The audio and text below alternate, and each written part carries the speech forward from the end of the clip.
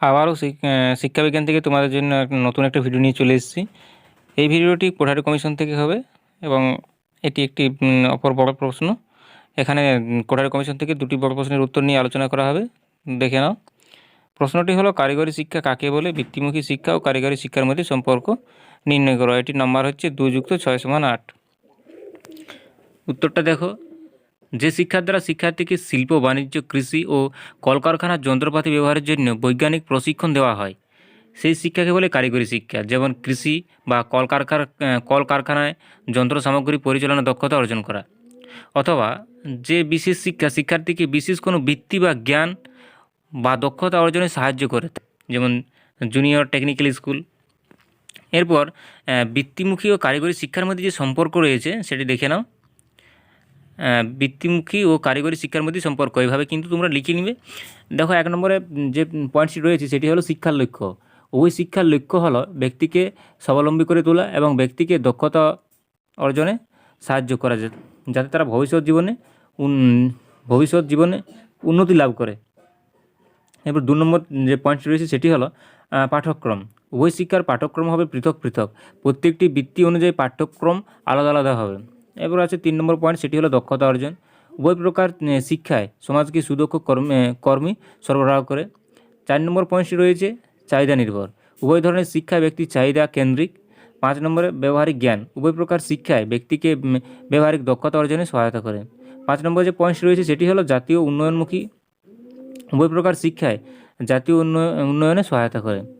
এরপরে 6 নম্বর যে পয়েন্ট 6 নম্বরটি হলেও 7 নম্বর যে পয়েন্টটি রয়েছে সেটি হলো কর্মী নির্বাচনের শিক্ষা।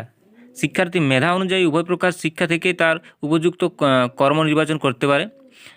8 নম্বর যে পয়েন্টটি রয়েছে সেটি হলো সমভাবে বণ্টিত নয়। বৃত্তি ও কারিগরি শিক্ষা সমভাবে বণ্টিত নয়। এর ফলে সমাজে সব স্তরের শিক্ষার্থীরা সমান সুযোগ পায় না। 9 নম্বর যে পয়েন্টটি রয়েছে সেটি হলো ব্যতিক্রমী শিশুদের সুযোগ।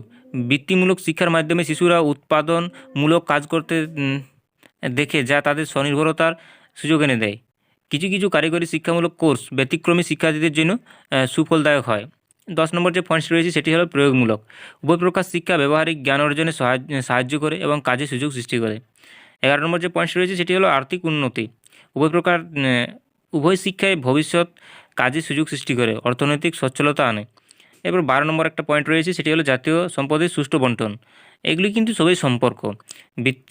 বৃত্তিমূলক ও কারিগরি শিক্ষার মাধ্যমে সুদক্ষ নাগরিক তৈরি হয়। এর ফলে জাতীয় সম্পদের সুষ্ঠু ব্যবহার, শিল্প উৎপাদন বৃদ্ধি ঘটে এবং জাতীয় সম্পদের শ্রীবৃদ্ধিও ঘটে। এগুলি সম্পর্কের মধ্যে পড়ে। এখানে কিন্তু তোমরা ঠিকঠাক করে লিখবে। আমি অনেকগুলো পয়েন্টস দিয়েছি। তারপর দেখো, এখানে জাতীয় সম্পদের সুষ্ঠু বণ্টন এটি হলো। এবার 13 নম্বরে যেটি রয়েছে সেটি হলো সৃজনশীলতার বিকাশ। দু ধরনের শিক্ষায় মানুষের দক্ষতা আরও বৃদ্ধি করে, ফলে ব্যক্তির সৃজনশীলতা দক্ষতা বৃদ্ধি ঘটে। 14 নম্বর যে পয়েন্টটি রয়েছে সেটি হলো জ্ঞান বৃদ্ধি। উভয় ধরনের শিক্ষায় নির্দিষ্ট বয়স সম্পর্কে জ্ঞান বৃদ্ধি ঘটায়, যার ফলে সেই শাখাটি সম্পর্কে দক্ষতা অভিজ্ঞতা বৃদ্ধি পায় এবং কাজের সুযোগ সৃষ্টির মাধ্যমে। এটি ছিল বৃত্তি ও কারিগরি যে শিক্ষা তাদের মধ্যে সম্পর্ক। এখানে আরও দুটি পয়েন্টস রয়েছে, তোমরা ওগুলো দেখে নিতে পারো। এখান থেকে 2 নম্বর যে প্রশ্নটি রয়েছে সেটি হলো উচ্চ মাধ্যমিক শিক্ষার লক্ষ্য, কাঠামো ও পাঠ্যক্রম সম্পর্কে কোঠারি কমিশনের সুপারিশগুলি আলোচনা করো। তো দেখো, এখানে উচ্চ মাধ্যমিক শিক্ষা কী সে সম্পর্কে একটু ধারণা আমি দিয়ে নিয়েছি। মাধ্যমিক শিক্ষা শেষে পরবর্তী 2 বছরের শিক্ষা স্তর হলো উচ্চ মাধ্যমিক শিক্ষা।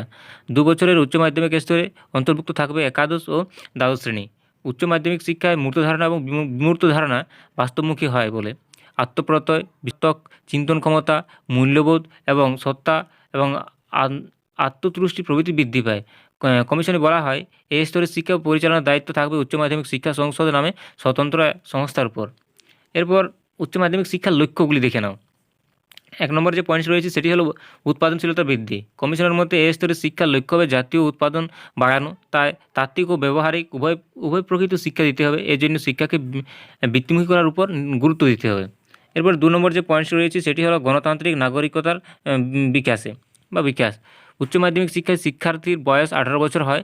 আমাদের দেশে এই 18 বছর বয়সে ভোটাধিকার লাভ করে। তাই এই স্তরে শিক্ষার্থীদের গণতান্ত্রিক ব্যবস্থার প্রতি সচেতনতা করে তুলতে হলে তাদের পাঠ্যক্রমে গণতান্ত্রিক নাগরিকতা বিষয় সহ রাষ্ট্রবিজ্ঞান বিষয়টিকে অন্তর্ভুক্ত করতে হবে। 3 নম্বরে যে পয়েন্ট রয়েছে সেটি হলো ব্যক্তি স্বাতন্ত্র্য বিকাশ। উচ্চ মাধ্যমিক শিক্ষার্থীদের উচ্চ মাধ্যমিক শিক্ষার্থীদের ব্যক্তি স্বাতন্ত্র্য বিকাশে সহায়তা করে, যার দ্বারা শিক্ষার্থীরা তাদের আগ্রহ, প্রবণতা, মানসিক ক্ষমতা ইত্যাদি অনুযায়ী শিক্ষা গ্রহণ করতে পারে। 4 নম্বরে যে পয়েন্টস রয়েছে সেটি হলো আর্থিক স্বনির্ভরতা দান। উচ্চ মাধ্যমিক শিক্ষা শিক্ষার্থীদের ভবিষ্যৎ জীবনে স্বনির্ভরতা হওয়ার পথ প্রশস্ত করে, ফলে শিক্ষার্থীরা আর্থিক দিক থেকে স্বনির্ভর হয়। 5 নম্বর যে পয়েন্টস রয়েছে সেটি হলো সামাজিক, নৈতিক ও আধ্যাত্মিক মূল্যবোধের বিকাশ। কমিশনের মতে উচ্চ মাধ্যমিক শিক্ষার লক্ষ্য শিক্ষার্থীদের মধ্যে সামাজিক, নৈতিক, আধ্যাত্মিক মূল্যবোধের বিকাশ ঘটিয়ে আদর্শ নাগরিক হিসেবে গড়ে তোলা। এবার উচ্চ মাধ্যমিক শিক্ষার কাঠামোটি দেখে নাও। এখানে কাঠামোটি বর্তমানে সরকারি উচ্চ মাধ্যমিক বিদ্যালয়গুলিতে 15+ বছর বয়সী শিক্ষার্থীরা মাধ্যমিক পাস করার পর একাদশ শ্রেণীতে ভর্তি হয়। এই শিক্ষা স্তরকে +2 স্তরও বলা হয়। এই শিক্ষা কাঠামোটি নিম্নে আলোচনা করা হলো। এখানে দেখে নাও উচ্চ মাধ্যমিক শিক্ষা হবে 2 বছরের একাদশ এবং দ্বাদশ, যেটি এই স্তরে শিক্ষার্থীর বয়স হবে 16+ থেকে 17 বছর।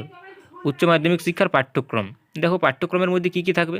একে আছে সাধারণ পাঠ্যক্রম। সাধারণ পাঠ্যক্রমের মধ্যে ভাষা থাকবে, আবশ্যিক ঐচ্ছিক বিষয় থাকবে, অতিরিক্ত বিষয় থাকবে এবং স্বপাঠ্যক্রমিক কার্যাবলী থাকবে। তো দেখো, ভাষার মধ্যে যেখানে থাকছে যার যেটি মাতৃভাষা সেটি থাকবে, এবং আবশ্যিক বিষয়গুলির মধ্যে থাকবে বিজ্ঞান বিভাগ, পদার্থবিদ্যা, রাসায়নিক বিদ্যা, গণিত, জীববিদ্যা, এগুলি কিন্তু বিজ্ঞান বিভাগের মধ্যে থাকছে, এবং যেটা কলা বিভাগ সেখানে থাকছে ইতিহাস, শিক্ষাবিজ্ঞান, রাষ্ট্রবিজ্ঞান, দর্শন, এইগুলি। এবার অতিরিক্ত বিষয়গুলি কিন্তু শিক্ষার্থীরা তাদের ইচ্ছামতো রাখতে পারে। স্বপাঠ্যক্রমিক যে কার্যাবলী আছে সেটি দেখে নাও। এই কার্যাবলীতে কর্মশিক্ষা, শারীরশিক্ষা, সমাজশিক্ষা, সমাজসেবা প্রভৃতি কার্যাবলী থাকতে পারে। এগুলি ছিল সাধারণ ধারার পাঠ্যক্রম। এরপরে আছে বৃত্তিমূলক ধারার পাঠ্যক্রম। এখানে দেখো, বৃত্তিমূলক শিক্ষার যে পাঠ্যক্রম তাদের মধ্যেও কিন্তু ভাষা থাকবে এবং আবশ্যিক বিষয়গুলিও থাকবে, এবং বৃত্তিমূলক যে বিষয় আছে সেগুলি থাকবে। তো দেখো, ভাষার মধ্যে যার যেটি ভাষা থাকবে, যেমন এখানে মাতৃভাষা বা আধুনিক ভারতীয় ভাষা থাকবে এখানে। এছাড়াও আবশ্যিক যে বিষয়গুলি আছে সেগুলি দেখে নাও।